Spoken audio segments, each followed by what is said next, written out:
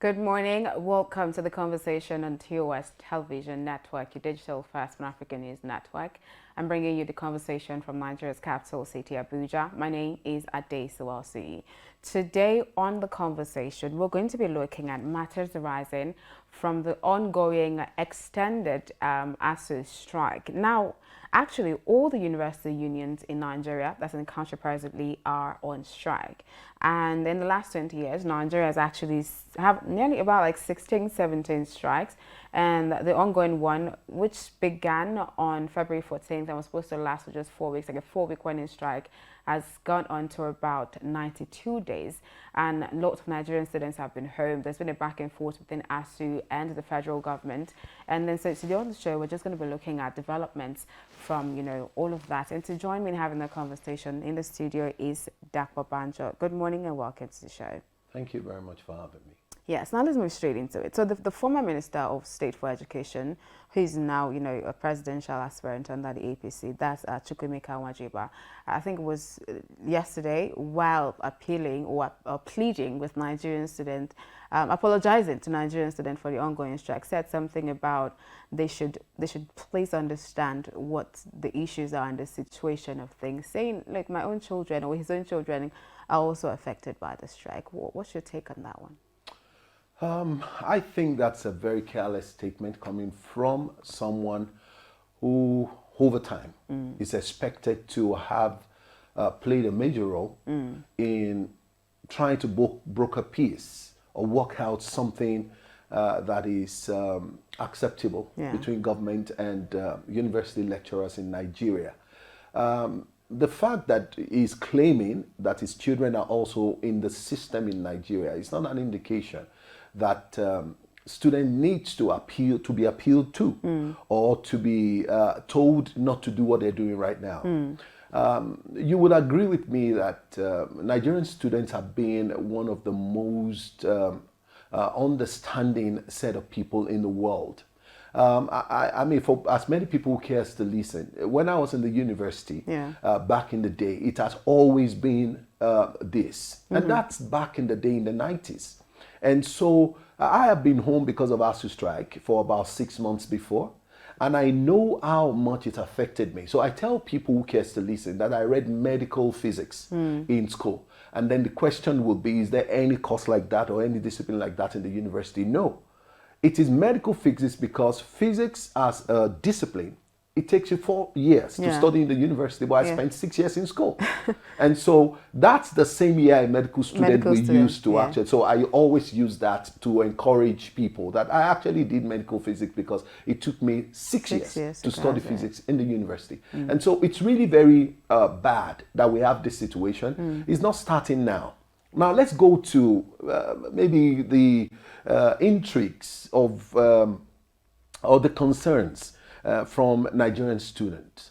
University lecturers in 2009 approached the federal government and said the universities, the federal university majorly, are in dilapidated situation and they need money to put them back into that citadel of knowledge that it used to be back in the day, where we have structures that are very conducive for learning. And over time, because you have too many students crowding lecture theaters and lecture rooms, these facilities have since decayed or dilapidated. And so the lecturers came up and said, okay, we need to push money to have a more conducive environment or lecture room for students. And federal government agreed that yes, not so much attention have been given to universities over a long period of time to ensure that the structures get either rehabilitated or refurbished or reconstructed so that it can be like it used to be. And I don't think that was something too much for lecturers to ask, from government. After that time, what really culminates into or aggravated into this long strike, the recent one that students are encountering and going through, is the fact that they had arguments. 3 things are on the table. Even last Thursday, there was a meeting between ASUU and federal government and the Minister for Labor and Employment actually sat over that meeting with the representative of the lecturers in Nigeria. It's more like a very good meeting because the feelers coming out of the meeting is that there were agreements that were reached. Okay. But how would you, I know you said, the federal government said there were agreements, but I think the university union or the bodies are saying we haven't really come to a common ground to actually end the strike. How would you express your frustration, so to speak, at the inability of both the federal government and ASUU to actually resolve their crisis, especially at detriment of, learning, the students, yeah? Okay, good question.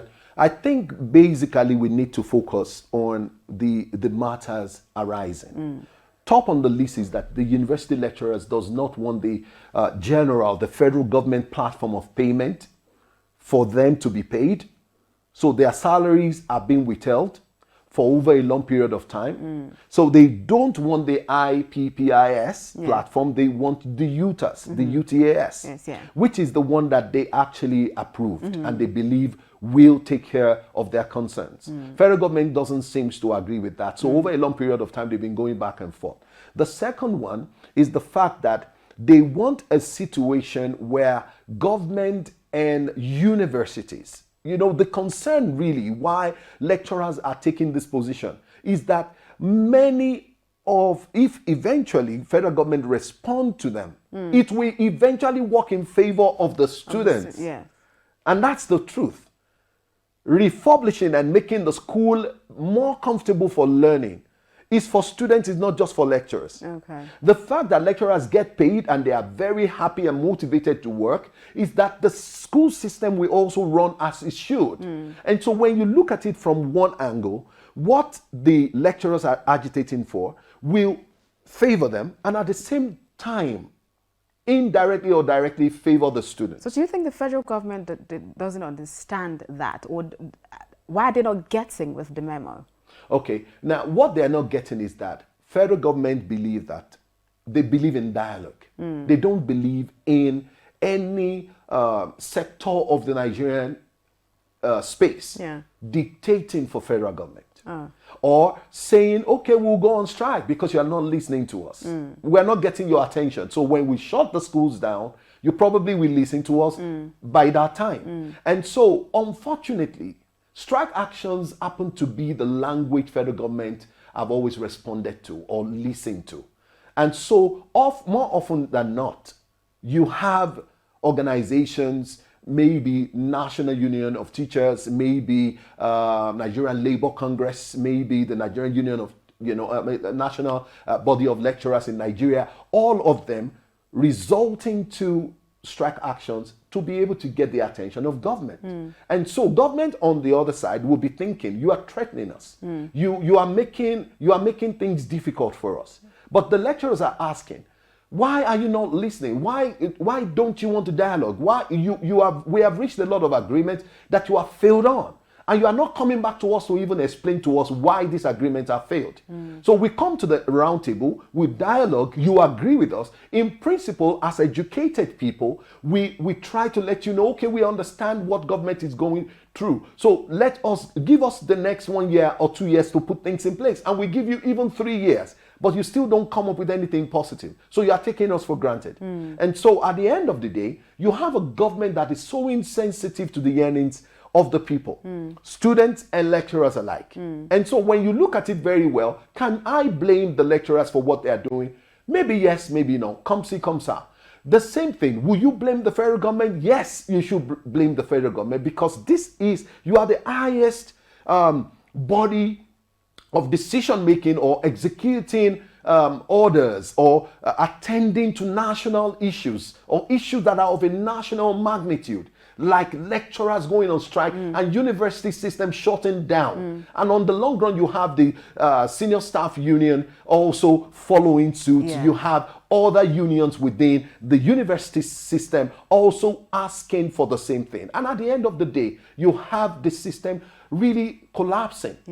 And then telling on how much of learning is actually taking place in our universities. The former, Minister of Education, that's Nwajiba, did say that he has, before, resigning last week to pursue his, he said he has recommended a workable payment structure to the federal government for the universities, and he's hoping that I think the Minister of State Labor would work on that and then resolve the problem with the union and the federal government. Do you think that is maybe a step, or that would literally put an end to this incessant active strike that we've been seeing over time? Anyway, federal government is fond of breaking agreements. Oh. And so I should expect that whatever is on the table right now, something is going to go wrong at the end of the day. The only difference that I have seen in the last 10 days is the fact that the president is getting involved. Okay. Unlike before. Okay. It has always been the ministry and then the university lecturers. Yeah. But this time around, the president came out to say, can you please let us have a conversation? Can you please let's talk about this and reach a conclusion? So what the Minister of State is saying, it's probably should yield something positive if federal government keeps to the side of the agreement, if they honor all the terms and conditions that the lecturers are giving to them. They are not back-breaking conditions. They are just things that the government needs to understand. For example, it is those who have the understanding and who probably know the value of education that will actually respect what these people are asking for. Okay. So it's unfortunate that many of them do not even have any stake in the university system in Nigeria. Their children are not attending the schools, and they don't have families who are probably even working within the system that this is affecting directly, and so they can decide to break any agreement or turn their back at many of the agreements that have been reached over time. Okay. All right. Unfortunately, that's the time that we have on the show today. But thank you for joining me and sharing your thoughts on the conversation this morning. Thank you. Thank you for staying with me up until this time on the conversation. Do not forget that I'll be back here same time tomorrow. But before then, I need you, to follow the conversation and join the conversation across social media. So follow us on Facebook, Twitter, Instagram. It's TOS TV Network, and subscribe to the channel on YouTube. It's TOS TV Network there as well. And stream our website www.tostvnetwork.com for news, stories, and happenings from across the world. Thank you again. My name is ASUU, and join me again tomorrow.